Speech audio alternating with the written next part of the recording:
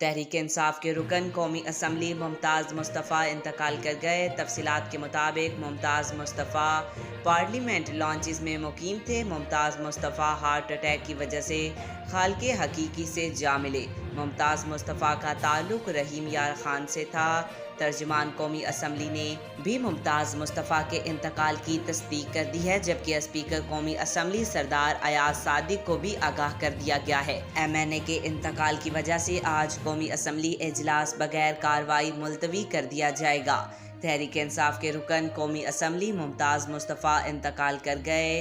Mumtaz Mustafa parliament launches में मुकीम थे। Mumtaz Mustafa heart attack की वजह से खालके हकीकी से जा मिले। मुमताज़ मुस्तफ़ा का ताल्लुक़ रहीम यार खान से था।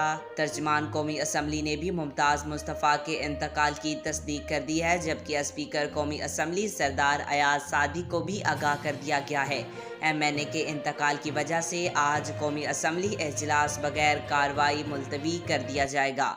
आज तक के लिए इतना ही। मज़ीद ऐसी मालूमाती वीडियो देखने के लिए हमारे चैनल को सब्सक्राइब करें।